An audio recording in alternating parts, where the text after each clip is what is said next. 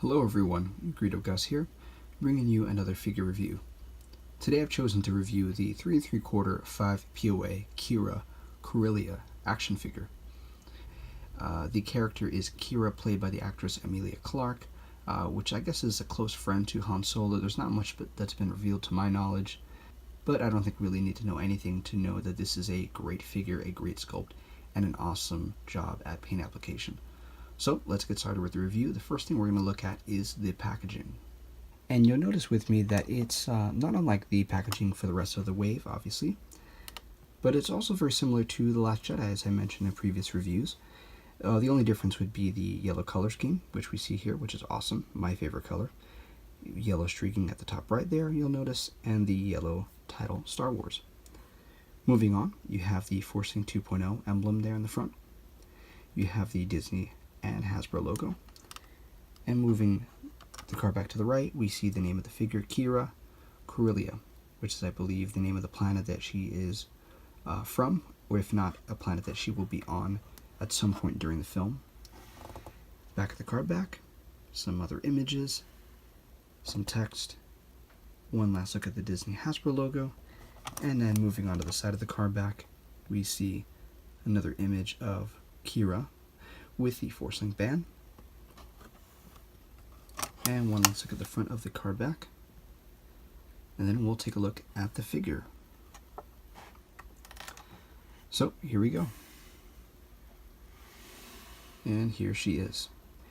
Hasbro has done a pretty decent job at the sculpt of the figure, especially the face and the head of the figure. It's a pretty close likeness to Emilia Clarke, who will be playing this character, Qi'Ra. But before I go too much into the figure itself, I do want to talk about the weapon that comes with the figure, which, if the camera can focus, I will show you. So this is the blaster that comes with the figure. It is quite small, as you can see. It is begging to be lost, so I'll be careful, and I would encourage you to do the same. But great piece to come with this figure. Okay, we'll put that over to the side. Now, looking at the figure once more, as I was saying about the head sculpt, very close to the actress and the rest of the figure as well. I love the sculpt of the figure. I love the sculpt of the clothing. You see a lot of weathering. You see a lot of, as you see there, you see just the folding of the clothing, how it's kind of wrinkled up and bunched up, both here and there on either side, on the arms there. You see kind of some wrinkles in the back of the coat. The way the cloth would normally fold is as you would wear it. You see that as well in the back of the skirt there, the back of the knees, the front of the skirt. I mean, just Hasbro continues to impress me with these figures, but I think it's fantastic. Not to say that I don't enjoy the figure, but I think they've done a good job with that, and I think it adds a dimension to the figure. It adds a sense of realism to the figure. You can definitely note that as well in the hair of the figure. You can see the lines, you can see the detail there, the bangs, and the way that the hair flows. If you notice the coat, going back to the clothing here, kind of similar to the Range Trooper. You see that kind of that textured fur look going all the way around. You see she's wearing a bracelet of some kind and maybe a communications device on the other wrist.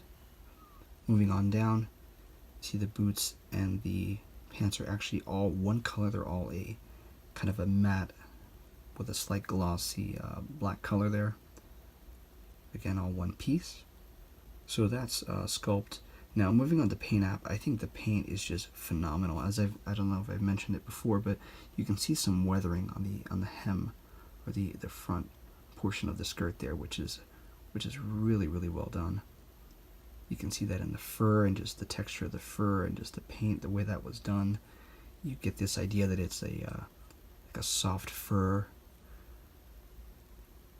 You see that with the pants, they look kind of like a leathery type of material. Now, as far as our articulation goes, you get a good range of motion here. Start off with the right arm, go up. You see that there's a little bit of a pocket there created by the arm moving, and that's just moving the fur collar upwards, but doesn't really impede any motion there. see the articulation moving backward, and now demonstrating with the other arm, forward and back. And now we'll move on to the leg articulation. Forward and back, and now the other side, forward and back. We see that it is impeded a little bit by the skirt portion in the front of the back, but in my opinion it's not terrible. Doesn't really take away from articulation that much. And that's about it for this figure. Catch you guys on the next one. May the force be with you.